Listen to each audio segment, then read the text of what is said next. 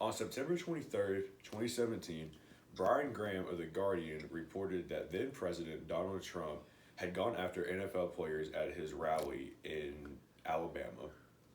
Some of the quotes included, "Get that son of a out of here," and "Fire him, fire him." Donald Trump was talking about the players that were choosing to kneel for the national anthem. As one may imagine, this caused quite a stir. Today, we're going to be talking about that. We're going to be talking about the NFL's policy on players that choose to kneel or protest during the national anthem. My name is Daniel Jones, and I've been an NFL fan since 2012. On top of that, I've been a sports writer for the NFL since December of 2015. It's simple. The NFL just needs to dissolve their policy for the national anthem. But first, let's look at the issue itself. So, the policy as it stands was only meant to create conflict. That's our problem here. As I noted in the Brian Graham report from The Guardian, players were attacked for kneeling by then President Donald Trump and his fan base. And the criticism did not stop there. Andrew Joseph of the Times reported that Mike Ditka, former NFL player and current Hall of Famer, was very outspoken against the players too. He felt that if players could not stand for the national anthem, then they should leave the country. One of those players would be this man right here, Jarrell Casey. He was one of the players on the Tennessee Titans that chose to kneel for the anthem and was subsequently criticized for that action. But the criticism did not stop there. The NFL themselves were attacked for allowing it happen.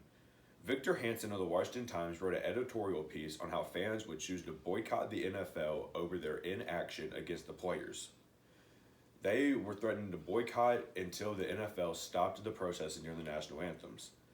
And on the other end of the spectrum, the NFL themselves found them in the courtroom for a collusion lawsuit for blackballing players that kneeled for the national anthem.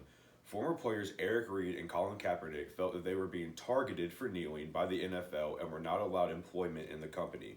That was a report from Ken Belson of the New York Times.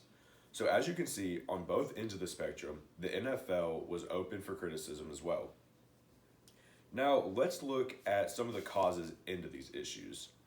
First, people feel that the NFL did not do enough for the players. As I noted earlier, Colin Kaepernick and Eric Reid felt so discriminated against that they took to federal court to air their grievances. And Benjamin Satch of Vox felt, from the fan perspective, that the NFL did not really care about the feelings or problems that these players were going through, and instead was just trying to get them to comply to their policy, which is to stand for the anthem. And as I mentioned earlier, people also felt that the NFL was not harsh enough on these players. According to Mayor the Cash from Insider, social media turned into a frenzy to boycott the NFL when the players started to protest. According to geo data from Twitter, the Southeast United States participated in the hashtag boycott NFL hashtag while that they were going through the protesting scandal. And according to a piece from USA Today, then President Trump spearheaded an anti-NFL Twitter barrage that also played into that.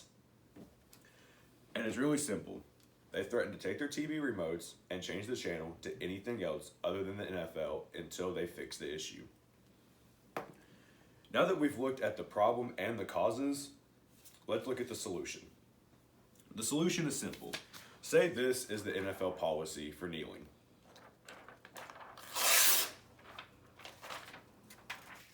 They should abolish it.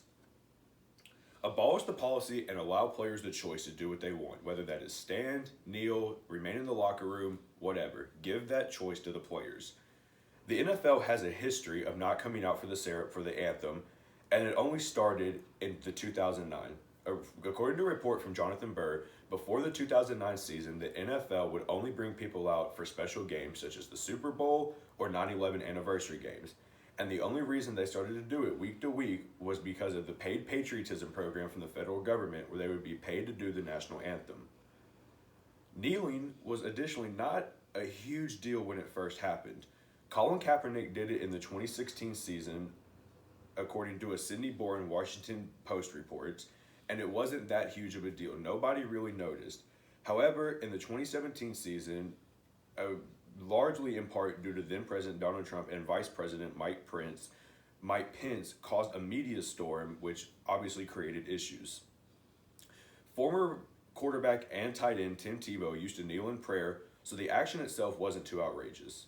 I want to make it clear that Tim Tebow was not doing this as a sign of protest or anything like that, but he was doing the action itself, and it failed to garner any media attention, according to a Devin Link report from USA Today. In conclusion, the NFL should leave decisions solely to players and let the media attention die down. Trying to pick a side only causes issues, so they should just let the players do what they want and allow that media storm to die down. They don't want to punish the players, so don't keep a phony policy that we know that they won't enforce. Thank you.